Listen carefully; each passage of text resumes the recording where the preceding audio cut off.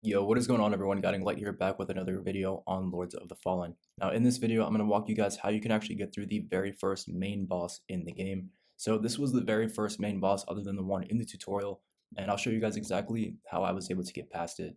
So it will take a little bit of practice in order to really learn the attacks, but I'm going to show you guys exactly how I was able to beat her, and actually the mistakes that I ended up making that made this fight a lot harder on me, just because of the mistakes that I made. So I'm going to walk you guys through the entire boss fight from start to finish and give you guys a few tips and tricks along the way in order to get this done a lot easier. So the very first thing you may want to notice is that this boss does attack very, very slow. Now they're going to have a combination of range attacks and they're going to have a combination of up close attacks as well. Now, once you get their health down about halfway, they're going to go into a second phase and their attacks will change. And I'll help you guys through both phases and show you the tips and tricks along the way. Now, the first thing that you guys want to get down is the dodging. You can block a lot of her attacks, however, you're still going to take a bit of damage when you do, and it's not really going to leave you any time to actually deal any damage. So the first thing you want to do is learn the timing on the dodges. Be as patient as you can and really don't be greedy for damage. Don't try to just spam attacks as fast as you can and really take your time. It's more important to dodge the attacks than it is to try to get attacks in. Now, another thing that you want to keep in mind is when you actually do go in for an attack, you do not want to do more than 1 or 2 attacks at a time. I really suggest, honestly, only going in for 1 attack at a time, as there's only very little time in between when they're going to attack again. So in order to get started on the first phase, what you want to do is stay as close to the boss as possible. If you get further and further away from the boss, it will choose to switch over to range attacks. So you want to stay as close to the boss as you can, and right before the attack hits, you want to go ahead and dodge. When you do this properly, you will not take any damage from the boss, and if you can get your timing down right, you can actually get through most of this boss fight without taking almost any damage at all. Now, obviously, you're not going to be perfect, and you're going to get hit a few times here and there, but it's very important to make sure you don't get hit as much as you can. So in order to get some attacks in, what you want to do is continue to dodge their attacks. They're going to go through 3 or 4 attacks at once, and then after the attack is over, they will give you a small window where you can get one hit in. So you want to rinse and repeat this method and continuously dodge all of the attacks until eventually a window is open where you can attack, get 1, 2 attacks in max, and go right back on the defensive. Now, as you can see, I'm about halfway through the fight now, and now we have a different phase, and we're going to have a bunch of different attacks that the boss is able to do as well.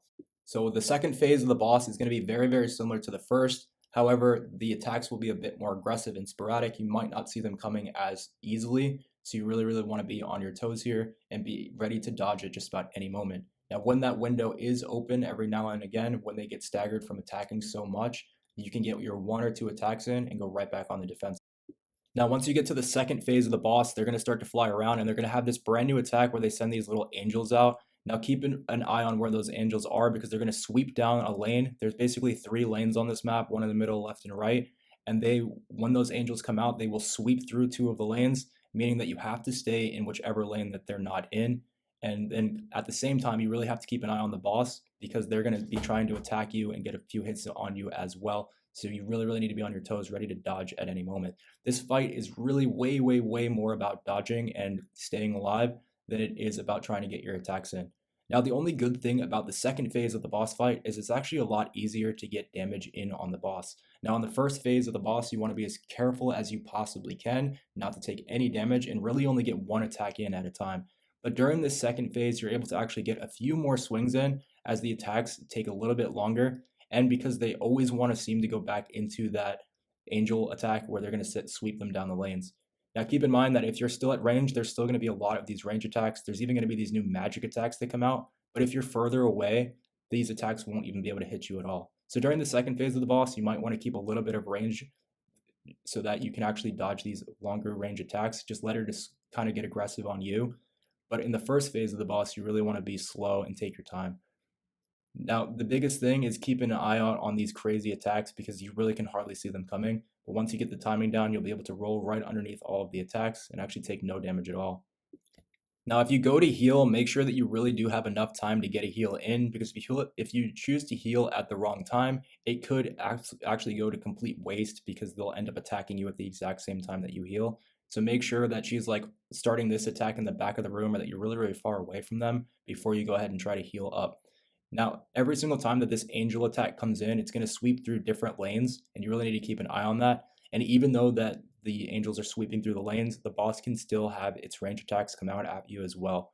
So this is why I really suggest just focusing on dodging attacks as much as you can until eventually this very, very small window is open where you can get one, two attacks in max and just switch back to the defensive. So hopefully this video does help you guys out. It did take me quite a while to beat this boss. I don't expect you guys to just run in there and get it done first try. But after making a bunch of mistakes trying to beat this boss for about 45 minutes, I figured I'd make this video with a few tips and tricks that I learned over this time to try to make this fight a little bit easier. So hopefully this video does help you guys out to get it done. Just take your time, be as patient as you can, and if you have to, just get one attack in at a time and focus on dodging, and those are really the best tips that I can give you. Hopefully this helps you guys out, and I'll catch you guys in the next Lords of the Fallen video. Peace.